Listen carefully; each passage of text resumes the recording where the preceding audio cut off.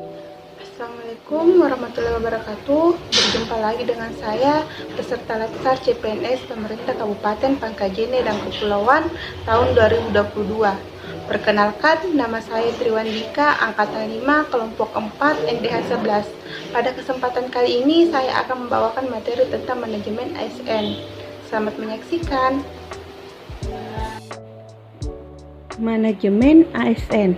Manajemen ASN adalah pengelolaan ASN untuk menghasilkan pegawai ASN yang profesional, memiliki nilai dasar, etika, profesi, bebas dari intervensi politik, bersih dari praktik korupsi, kolusi, dan nepotisme.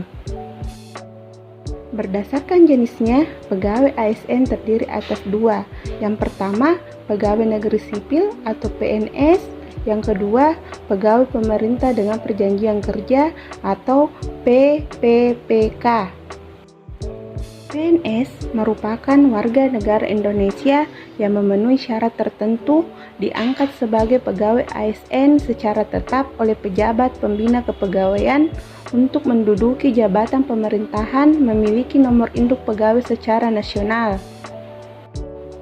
Sedangkan PPPK adalah warga negara Indonesia yang memenuhi syarat tertentu yang diangkat oleh pejabat pembina kepegawaian berdasarkan perjanjian kerja sesuai dengan kebutuhan instansi pemerintah untuk jangka waktu tertentu dalam rangka melaksanakan tugas pemerintahan.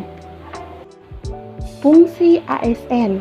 Fungsi ASN sebagai berikut. Yang pertama, sebagai pelaksana kebijakan publik. Yang kedua, sebagai pelayan publik. Yang ketiga, sebagai perekat dan pemersatu bangsa. Hak PNS sebagai berikut. Yang pertama, menerima gaji, tunjangan, dan fasilitas. Yang kedua, berhak mendapatkan cuti. Yang ketiga, jaminan pensiun dan jaminan hari tua. Yang keempat, berhak mendapatkan perlindungan. Dan yang kelima, berhak mendapatkan pengembangan kompetensi. Hak PPPK yaitu yang pertama, berhak menerima gaji dan tunjangan. Yang kedua, berhak menerima cuti. Yang ketiga, berhak menerima perlindungan. Dan yang keempat, berhak menerima pengembangan kompetensi. Selain hak, seorang ASN juga memiliki kewajiban. Adapun kewajiban seorang ASN adalah yang pertama, setia dan taat pada Pancasila, Undang-Undang Dasar Negara Republik Indonesia tahun 1945, Negara Kesatuan Republik Indonesia, dan pemerintahan yang sah. Yang kedua, menjaga persatuan dan kesatuan bangsa. Yang ketiga, melaksanakan kebijakan yang dirumuskan pejabat pemerintah yang berwenang. Yang keempat, menaati ketentuan peraturan perundang-undangan.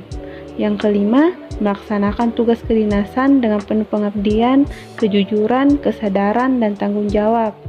Yang keenam, menunjukkan integritas dan keteladanan dalam sikap, perilaku, ucapan, dan tindakan kepada setiap orang, baik di dalam maupun di luar kedinasan.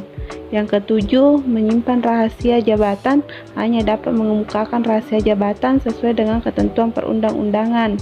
Dan yang kedelapan, bersedia ditempatkan di seluruh wilayah Negara Kesatuan Republik Indonesia. Sistem merit dalam pengelolaan ASN.